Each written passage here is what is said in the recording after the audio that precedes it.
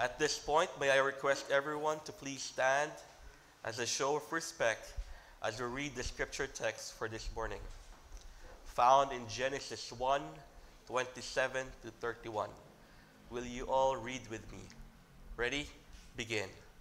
So God created man in his own image. In the image of God, he created him. Male and female, he created them. And God blessed them. And God said to them, be fruitful and multiply and fill the earth and subdue it, and have dominion over the fish of the sea and over the birds of the heavens and over every living thing that moves on the earth. And God said, behold, I have given you every plant yielding seed that is on the face of all the earth, and every tree with seed in its fruit. You shall have them for food. And to every beast of the earth, and to every bird of the heavens, and to everything that creeps on the earth, everything that has the breath of life, I have given every green plant for food. And it was so. And God saw everything that he had made, and behold, it was very good. And there was evening, and there was morning, the sixth day. May the good Lord add blessing to the reading of his word. Makakaupo na po kayo. Maraming salamat po.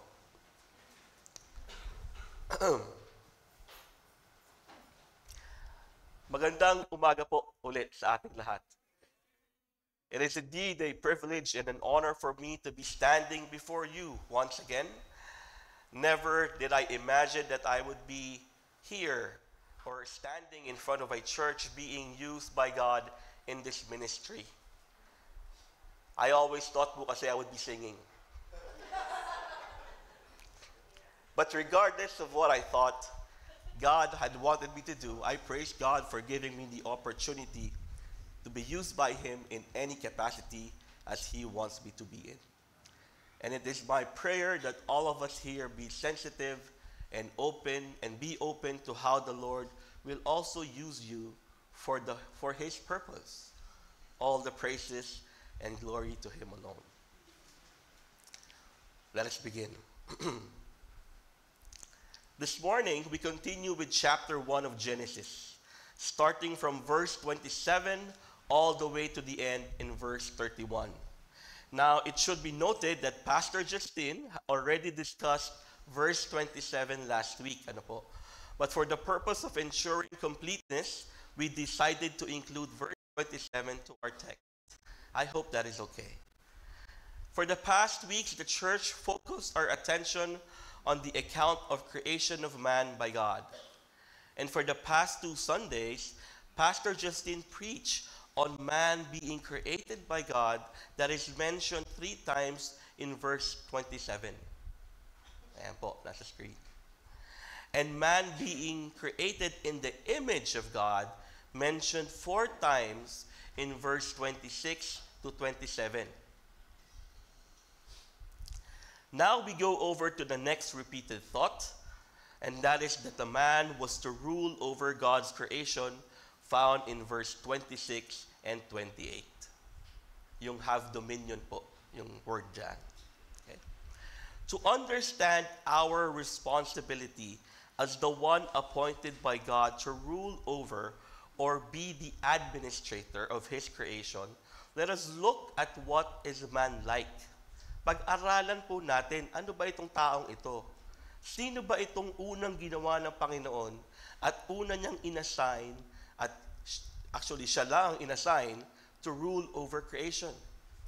It is my prayer that we will be able to cover 5 points this morning that show us what man is in order to have a better understanding of how God created man to be in assigning him to rule over his creation. Let's go over the first point. First point is man is created. Praise God that Pastor Justine has already preached about this topic, but for the purpose of making sure we start at the same point, let us remember the important points surrounding this topic. God created man, and that hasn't changed. Only God has created man. Wala na pong iba. And not only that, Pastor Justin also preached that man was created in the image of God. And that involves him having certain traits or characteristics, such as personality, sense of morality, and spirituality. Now in verse 28, we come to God's declaration that man is to rule over animals. By doing so, God adds another aspect or characteristic into man, and that of being responsible. So now hindi lang po siya may hindi lang po siya may personality, may sense of morality. Spiritually, human beings also now have responsibility. Brothers and sisters, man is responsible because he was created by someone, specifically God. You know? Think about this po. If man wasn't created by anyone, technically, man should not be answerable to anyone din po. He has no one to answer to. But because he was created by God, man is now responsible or answerable to God for all areas of his life, and more specifically on how he carries out his mandate to rule over creation. Tignan po natin at balikan ang verse 26. Then God said, "Let us make man in our image, after our likeness, and let them have dominion over the fish of the sea, and over the birds of the heavens, and over the livestock, and over all the earth, and over every creeping thing that creeps on the earth." And then in verse 28, and God blessed them, and God said to them, "Be fruitful and multiply, and fill the earth and subdue it, and have dominion over the fish of the sea, and over the birds of the heavens, and over every living thing that moves on the earth." The word dominion po here means sovereignty or control. It implies responsibility. Whoever has dominion over something will be held accountable for it.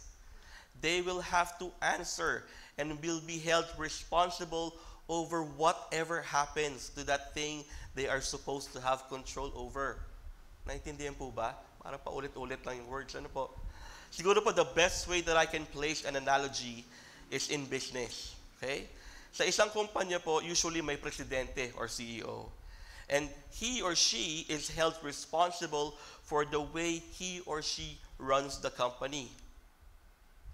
To whom is the president and CEO accountable to?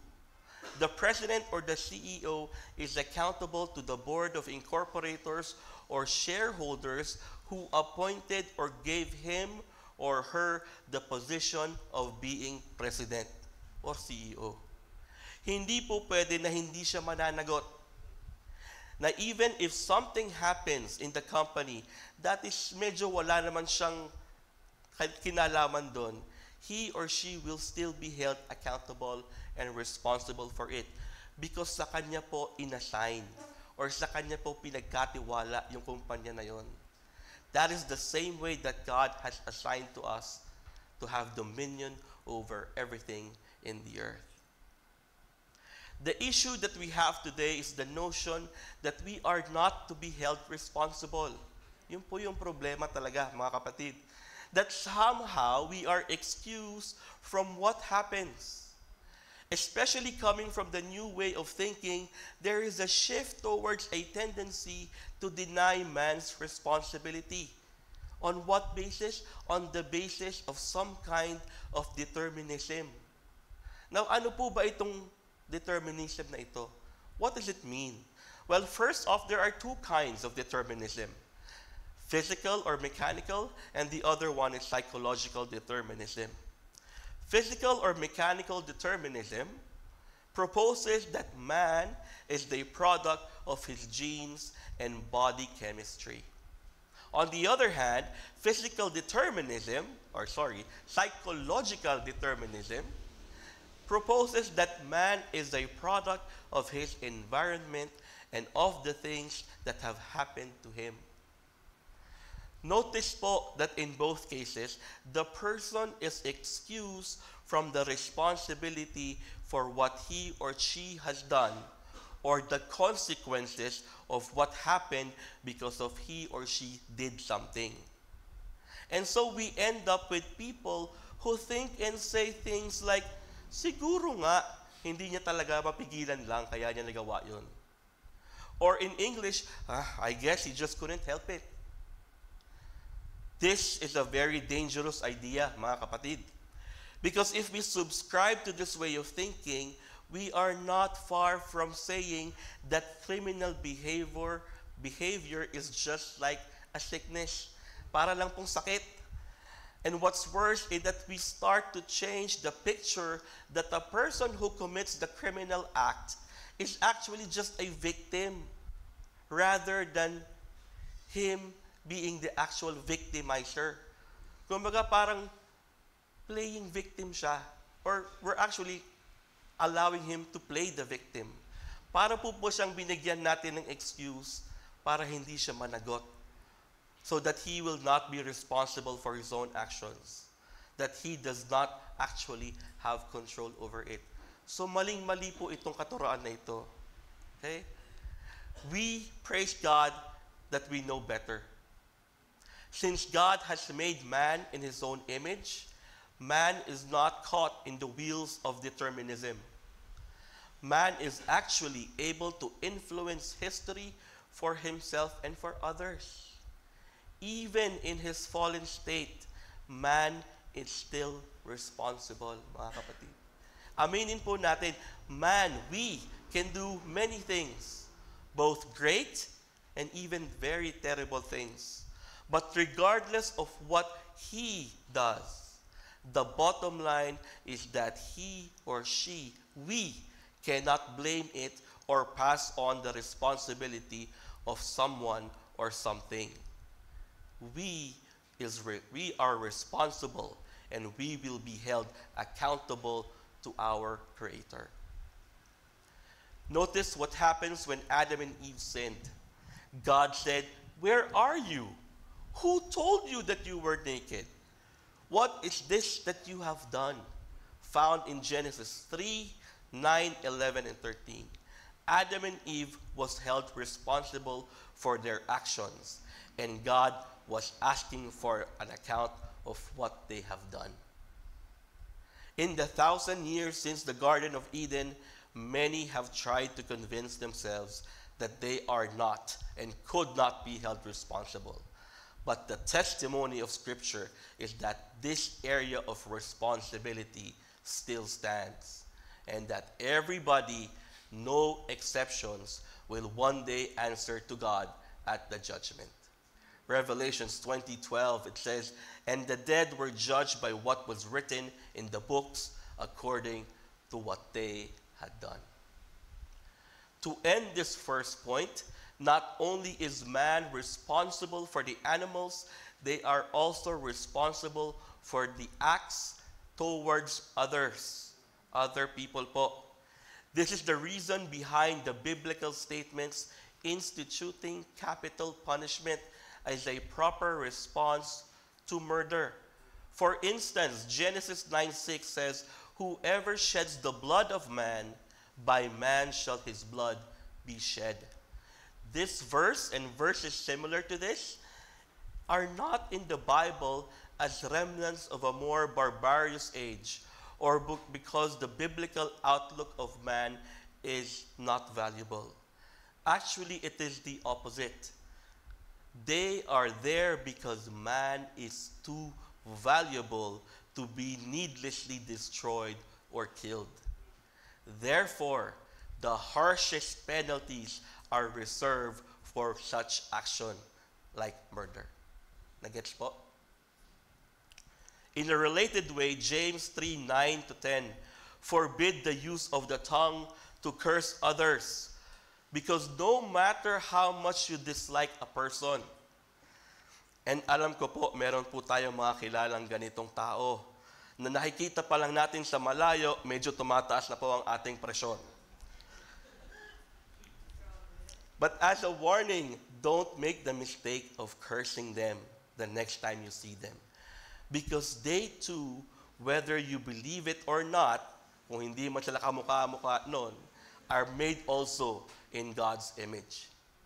So based on Genesis 9:6 and James 3:9 to 10, murder of another and cursing of another are forbidden on the grounds that the other person, even after the fall, retains something of God's image and is therefore to be valued by all of us, especially believers.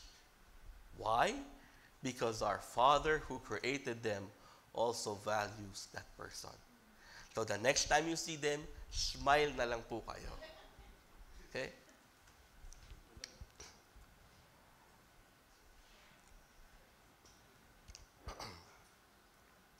Sorry. Second point. Man was created male and female. God created man as male and female up to this day. No matter what you see in society, TV, social media, or kung ano po sabihin ni Wikipedia o internet, God still makes them either male or female only. Period. Wala pong kadugtong na any letters or combination or any other new category. God simply made them either male or female. I hope that is clear. Moreover, because the Bible tells us and that we believe that nothing is an accident or left to chance, and that sexuality in particular is a result of God's divine wisdom and design, and because they are created by God, maleness and femaleness are good and meaningful. Men are not women, and women are not men. One of the saddest things in the universe is for a man who tries to be a woman or for a woman who tries to be a man. Why? Because it goes against what our God has originally created and designed. Both man and women are equal before God, so we need not to fight over who is better or who has the advantage. But remember this, equality doesn't mean indistinguishability. You know, when my daughter saw that line, sabi niya, ano yun? Ang haba kasi. Or in other words, equality doesn't mean that men are supposed to be like women. God created each gender with a special role to play under God's perfect purpose and plan. Just like in a family, God designed man to lead, protect, care for, cherish, act upon, and initiate. The women, on the other hand, were designed by God to respond, receive, be acted upon, bear, nurture, and follow. Meron po itong parallelism sa Trinity. In the Trinity, there are three persons in one God, the same substance, equal in power and glory. But take note, there are also distinctions among them. For example, the second person of the Godhead, the Son, voluntarily subordinates himself to carry out the wishes of the Father in redemption plan.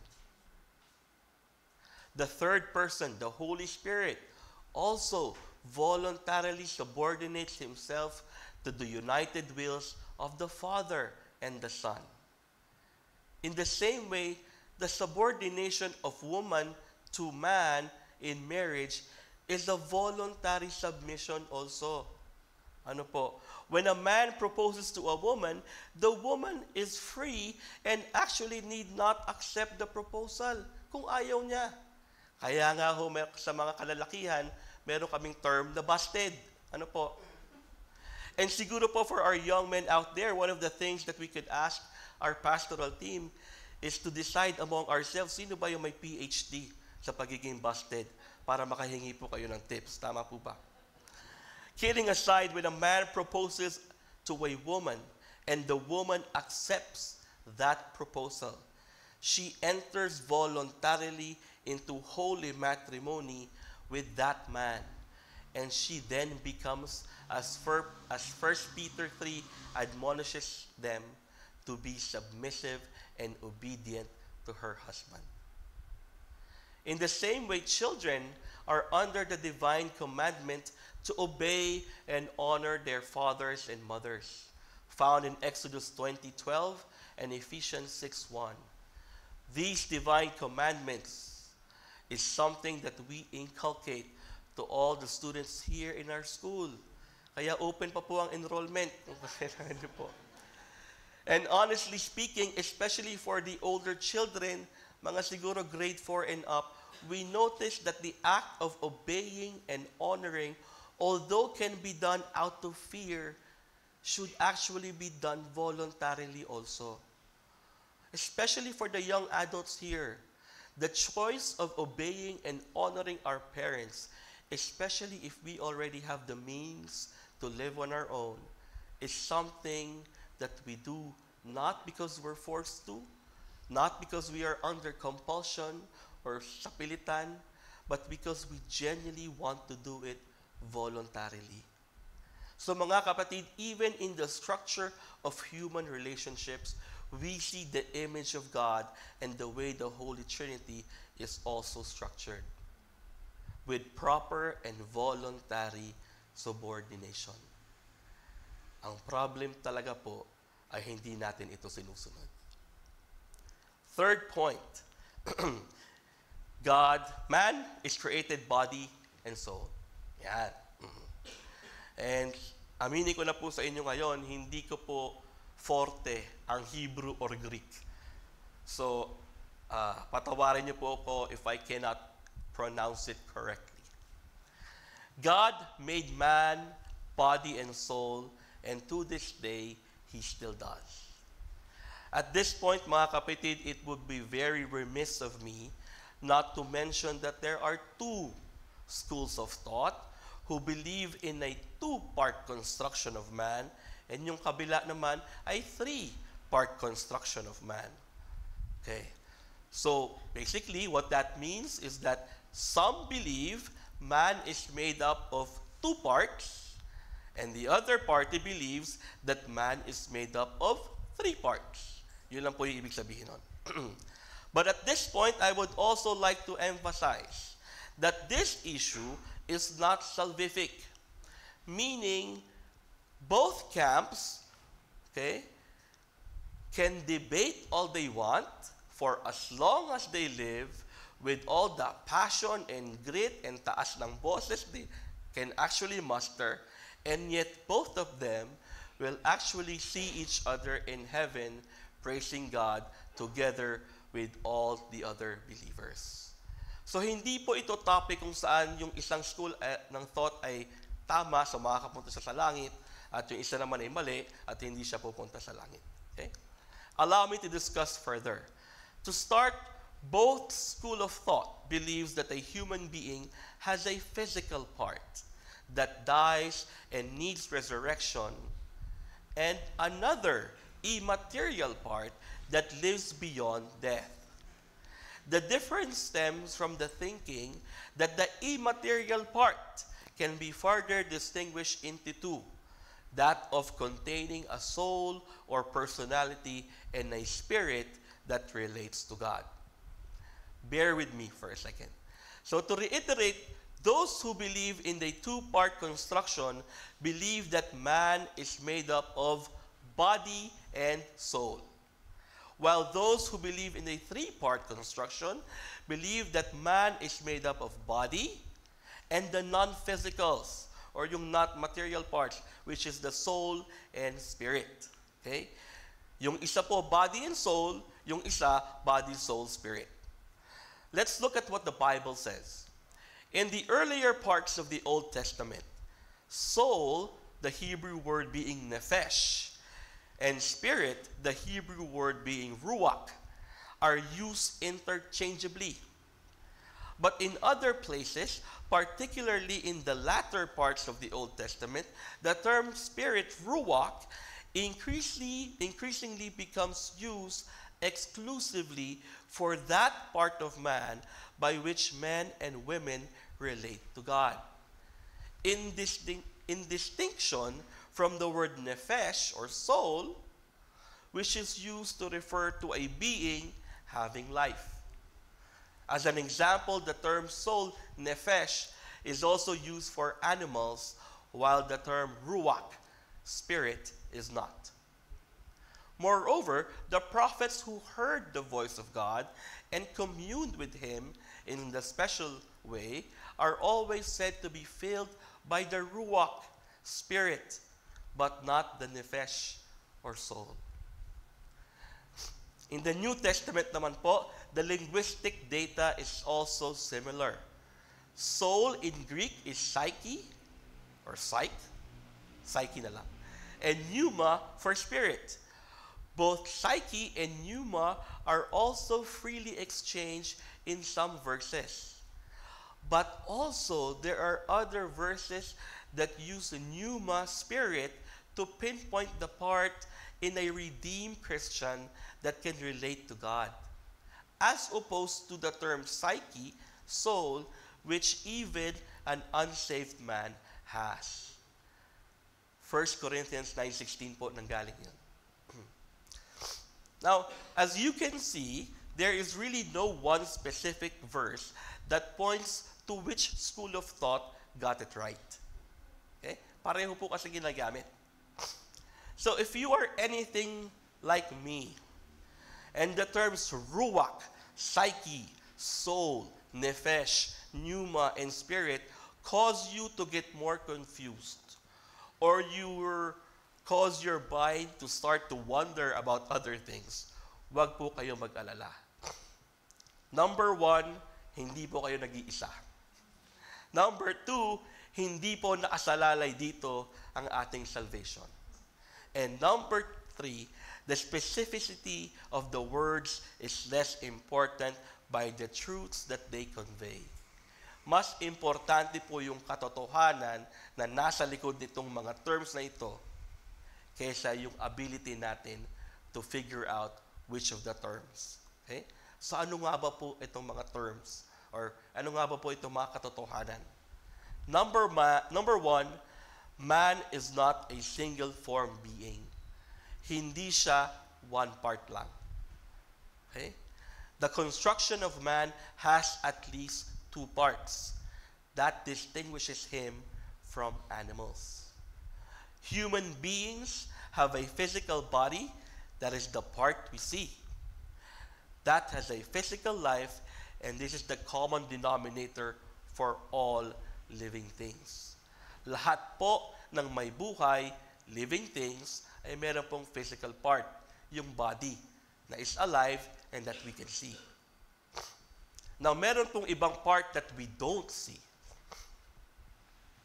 Ito po yung soul or spirit, and that is the part of the human being we usually associate as personality or self-identity.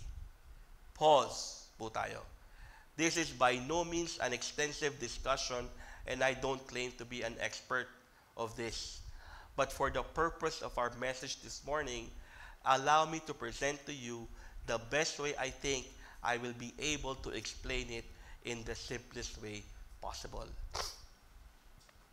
Unpause, play.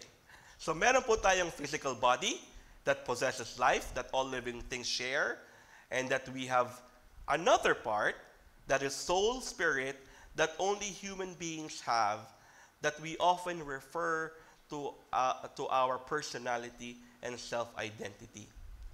That part that refer to our personality and self-identity, that part obviously we cannot see. But it's that part that makes the person unique. And it is where our dislikes, likes, special abilities, weaknesses, emotions, and aspirations are. It is because of this unseen thing or unseen part that we are able to have fellowship, love, and have communion with other beings. Nakakasunod po? Kaunti na lang, praise God. Now, this is the part where nagkakaroon po ng difference. Because for us Christians, we know that we not only can have fellowship, love, and communicate with other people, but by the grace of God, we also have the capacity to love and have communion and fellowship with God. And those who believe in the three-part construction, body, soul, spirit, believes that the thing that enable us to love, have fellowship, and commune with God is that of the Spirit. Okay? Malinaw po? John 4:24 says, God is spirit, and those who worship Him must worship in spirit and truth. And because we believe that man comes to possess a spirit at our new birth, ano po ito? Ito po yung tinatawag natin na regeneration, where we were brought to life from our dead and depraved state and be given the faith to believe and be saved by grace. That spirit that we receive allows us to love and have fellowship with God and worship Him because we now have body, soul, and spirit. Simply stated, the other school of thought, yung naniniwala po sa two-part construction, simply does not distinguish between the soul and the spirit. To them, wala po silang distinction. Kaya nagiging dalawang part lang. I pray na naliwalagan po tayong lahat dito. And if not, I praise God na meron po tayong HFG and that our leaders are more than able to explain this further. Ano po? Fourth point, dominion over animals. Man was created to be dominant over animals. As God said in verse 28, be fruitful and multiply and fill the earth and subdue it and have dominion over the fish of the sea and over the birds of the heavens and over every living thing that moves on the earth. I pray na at this point, very obvious na po itong terms like dominion and subdue. Kumbaga, pag nakita natin, I know what that means, sovereignty and control. We are commanded to have dominion and subdue or control the birds of the heaven and every living thing that moves the earth. Martin Luther King wrote in all his lectures that in the original state of Adam, before the fall, before sin entered the world, Adam's eyes were so sharp and clear that they are even better than those of a lynx and an eagle. Adam was also stronger than the lions and the bears, who admittedly, malakas po talaga ang lions and bears. And yet, Adam was able to handle them as if they were puppies. Adam's intellectual powers surpassed any of all the great or outstanding philosophers who ever lived. Martin Luther believed that it was with such capacities that man ruled creation before we ruined it with sin. I shudder at the thought that we could have sharper eyes, stronger bodies, clearer and wiser minds.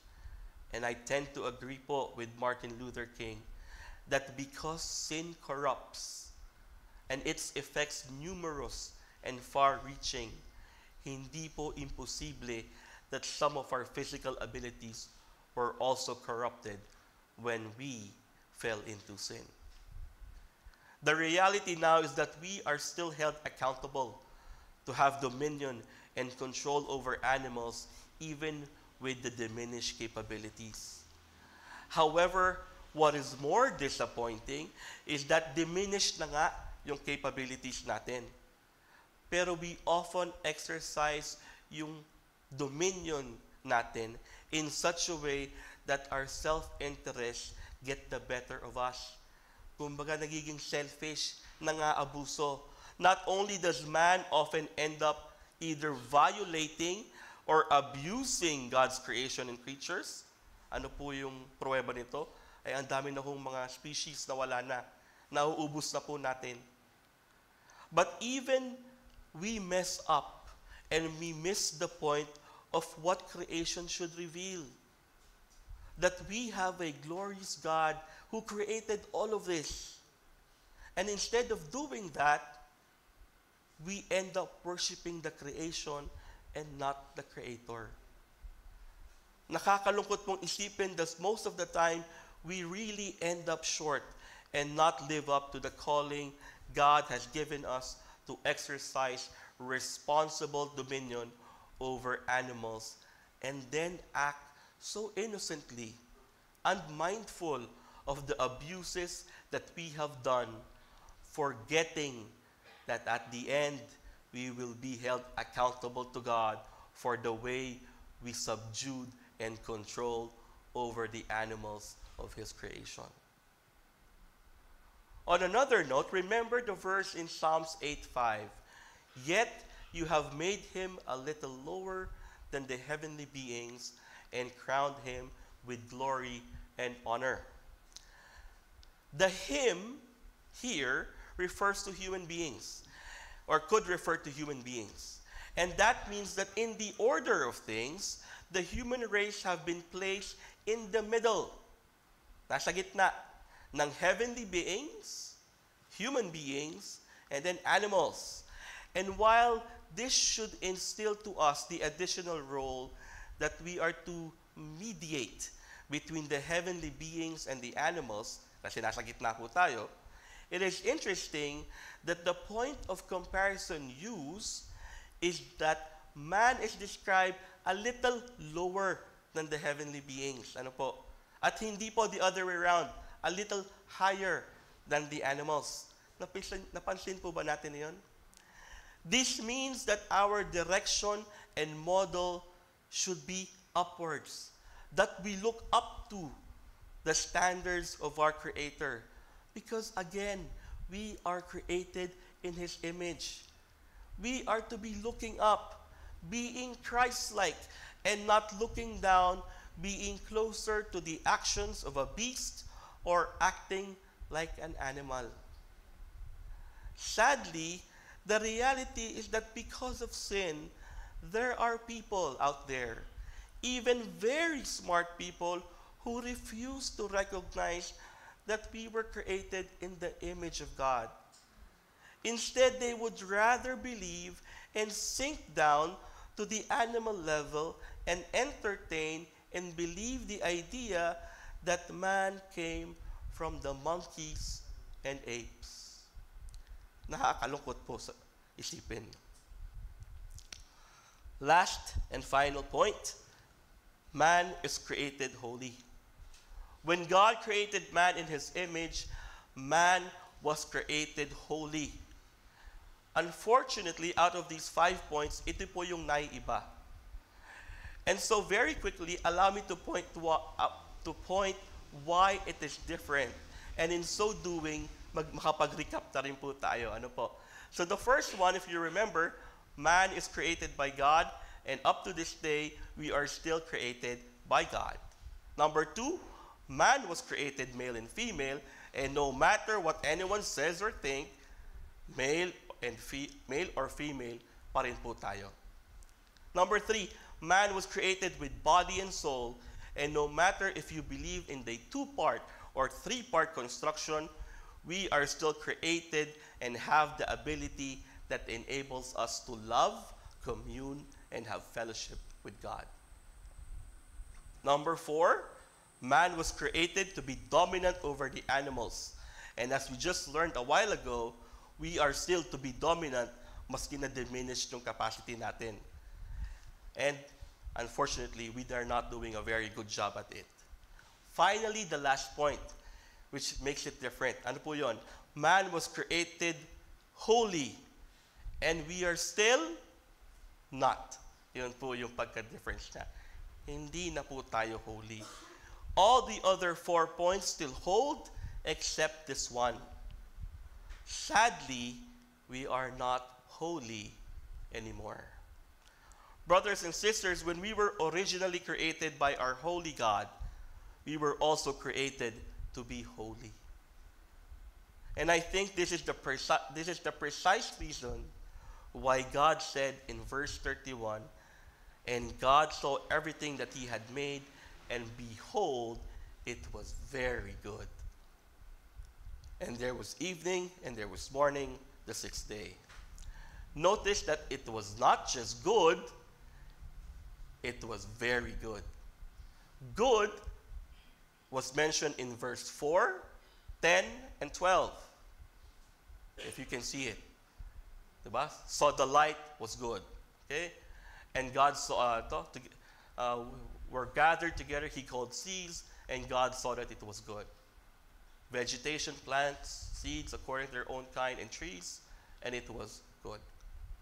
I think the reason for this extra good, the very, stems from the fact that God has created something from his image. A being that has the ability to love him, to have fellowship, and commune with him. Mga kapatid, while this is by no means an attempt for us to feel special or be proud of ourselves, we should see that we were created by God in that special way. That we have been set apart from any other creation. That we share his righteousness. Even glory sa hulihan. We share God's glory in the end. It is my prayer that we begin to see how much we have fallen far, far from what God has originally created us. And how much it hurt God when we turned away from him and rebelled against him. Look at Genesis 6:5. Merely 5 chapters. Nasa chapter 1 po tayo, ending In chapter 6, ito na po ang sinasabi. The Lord saw that the wickedness of man was great in the earth, and that every intention of his thoughts, of his heart, was only evil continually. Not only some, but every intention. And up to this day, it hasn't become better. In fact, it has gotten worse. We do not seek God. We do not choose him. We would rather wallow in our sins. We actually love to be in that sin. And this is the reason why we need a Savior. Yes, God made man upright, but man sought out his own desires and ways, and in so doing brought ruin upon the entire human race. So now, today, not only is no one holy, none is even capable of regaining that holiness. Wala na pong remnant ng holiness sa human race. Wala po sa atin ang pwedeng mag-claim that I can be holy and be righteous to the point that I will be allowed entrance to the kingdom of God. Maski po sa ating mga pastor dito sa CBCM, kahit napakagagaling, pasensyoso, mabait, Christ-like at gwapo, importante po yung last point, they still fall short of the holiness and righteousness required to be saved. That is the truth, and no one can escape it. In conclusion, notice that in each of the points discussed, trouble and problem seem to start when we think we know better. Pag tayo po ay nagmamagaling and change the way God created man ought to be instead of following the design that we were created. Okay? Instead of following the design, we do something else. Ano po ito? Number 1, we run away from our responsibilities as being created by God and find excuses for our actions instead of accepting that we are held responsible for everything that we have done. Number 2, we choose not to follow the design of God for voluntary subordination and instead make up our own order of things that in the end creates confusion, much confusion, and destroy the relationships that we are supposed to enjoy. Number 3, we reject God and find ways to ignore him rather than live out the capacity that we have to love him, commune with him, and have fellowship with him in spirit and in truth. Number 4, we carelessly exercise our authority to have dominion and control over the animals, often thinking about our selfish needs that lead us to abuse and destroy God's creation that He tasked us to be accountable for. Finally, number 5, we fail to keep His holiness and righteousness, and instead of coming to Him to be saved, we look to other futile means as if one actually exists. Brothers and sisters, if we don't follow the way God created man, we will be miserable and we will only make things worse. I truly believe that a lot of problems we face today stems from the fact that we deviate or abdicate from our responsibility, from the design God created man to be. And it only becomes harder because we continue in our sinful nature, corrupt and ruin God's original design. Saint Augustine once said that before the fall of man, man is able not to sin. Yun po ang sabi niya. But after the fall, man is not able not to sin. Kumbaga, ngayon po, ang default po natin ay to sin. A man given the choice between sinning and not sinning, ano pipiliin? Sin palagi. We always choose to sin. We always choose to run away and rebel against God. When the first Adam let sin enter the world, every human being fell and got trapped in a pit of sin. That is where we were after the fall, and that is where everyone is until now. Lahat po tayo trapped in this pit of sin. Sige po, let's pray. Joke lang po. Siguro po if I ended my message there, well, we will go home all wretched and miserable. Ano po? Imagine going home this morning thinking, Nay, naku, trap pala ako sa sin. And I can't get out. And we are doomed and have no hope. But praise God, meron po tayong way out. Ephesians 2:8-9. For by grace you have been saved through faith, and that is not your own doing. It is the gift of God, not a result of works, so that no one may boast. We praise God that He is able to take us out of that pit of sin. He is not only able, He is very willing to do so. He is willing to save us so that we can enjoy eternal life with Him. Acts 16:31 clearly states, believe in the Lord and you will be saved. That's it. That's all that is needed to be rescued from that pit of sin and be redeemed. Believe. If you haven't made that decision to believe in Jesus Christ today might be that day that the Lord has set you to finally have the faith to believe in Him. If you think that today is that day, our pastors and elders will be here in front right after the service to talk to you more about how God ordained this day of hope for you. Let us pray. Father, thank you. Maraming salamat po for all you have done for us, for wanting and being able to rescue and redeem us from that pit of sin, where we actually voluntarily jumped in. Father, thank you that despite our hard-headedness and our desire to follow our own wants, you have made a way for us to be regenerated and turn to you once again.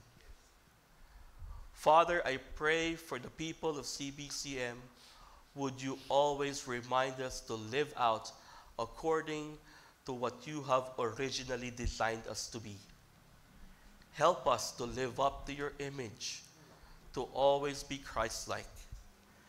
Father, I also pray that if there's anyone here today that you have ordained, that today will be that day that they will truly believe and put their hope in you, that you allow this person to enjoy fellowshipping and coming with us along with the other believers here in this church.